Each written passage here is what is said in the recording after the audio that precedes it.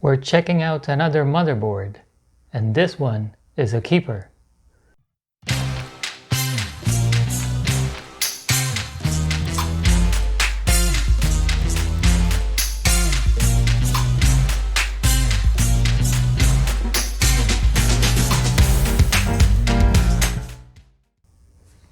Hey guys, welcome back to Input Plus. Today we're looking at another motherboard, the ASRock B450M Pro4 Micro ATX board, another B450 chipset, socket AM4 for Ryzen CPUs. But before we go and take a look at the board, if you haven't subscribed to the channel yet, please do so by clicking on the red subscribe button below the video. If you like the video, click on like and leave your comments. Okay, so let's proceed with the unboxing. Here we go. And that's the back side. More interesting pictures. Okay, so let's open the box.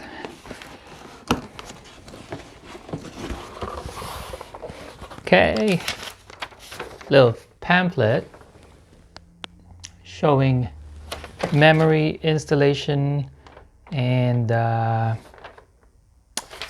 support.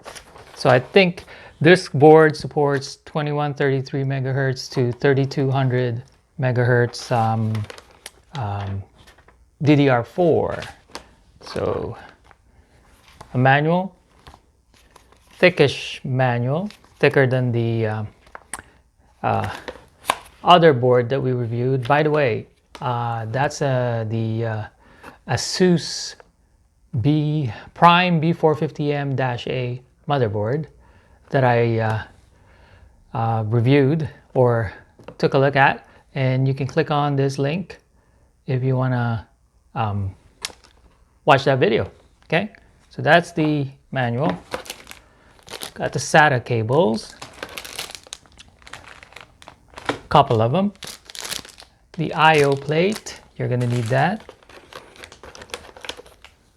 These two M.2 screws, don't lose that. Very important. And onto the board. Okay, again I said this is a micro ATX. Take it out of the bag.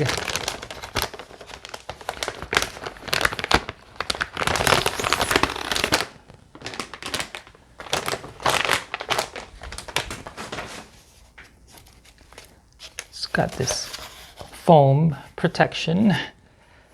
So let's see. 1 sec. Let me prop this up here. Okay, and let's take a good look at the features. So I'll prop it up like this.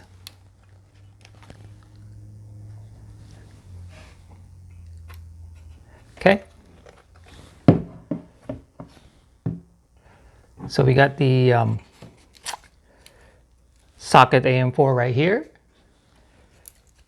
We've got 4 DDR4 memory slots. We've got the 24-pin ATX power connector. And what I like about this board as well is the additional heat sinks around the VRMs, giving you a little protection from the heat in case you wanted to dabble into a little overclocking. That's a nice feature. Another thing I like about this board is the number of fan headers.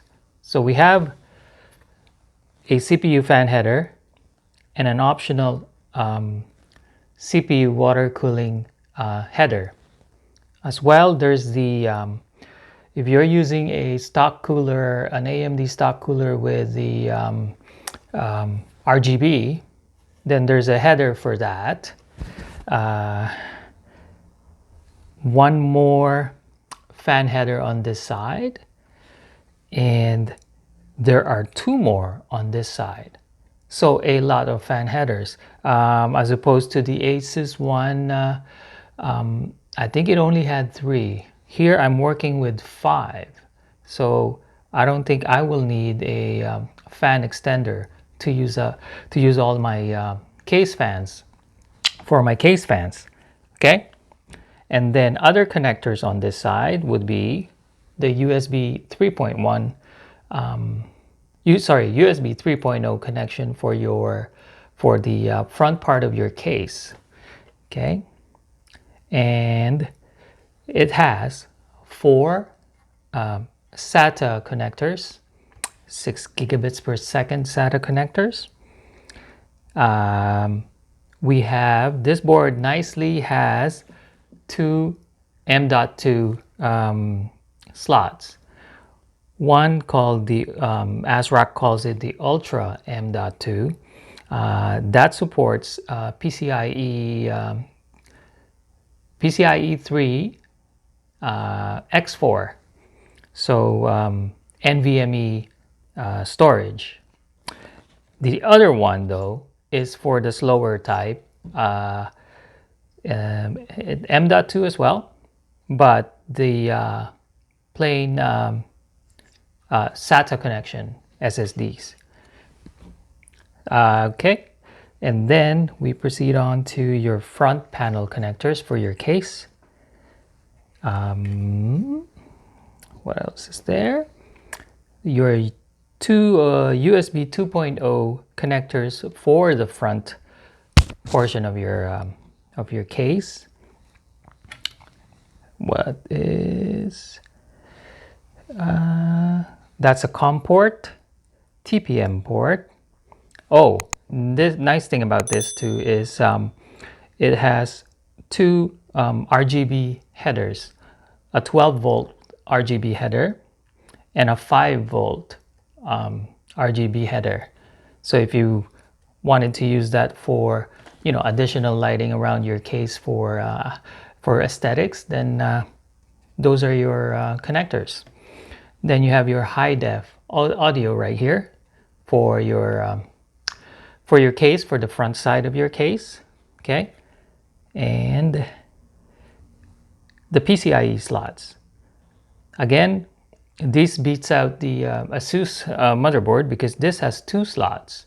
So now you are capable of, if you wanted to, use 2 video cards in crossfire or SLI mode. Not a lot of space, but at least you have that option if you wanted to. Okay, and then the only other PCIe slot available is an X1 slot, which I think would be fairly free, even though you're going to use the first PCIe slot. This would still be open as opposed to other board designs in the past where you put the where they had the X1 on this side of the X16 slot, and that did not provide you much room. Okay, and then let's go to the rear ports.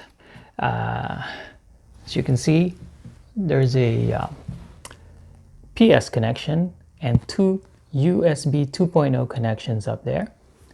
Then we have your VGA port, DVI port. Let me double check what this is. Oh, okay. HDMI port, a USB-C port, which again the ASUS did not have, and I believe the one on top of that USB-C is a USB Gen 3 USB 3 Gen 2 port. And here we see 4 more USB 3.0 first gen ports. Then you have your LAN port, your gigabit network, and your audio connections. This one is 7.1 channel high definition audio.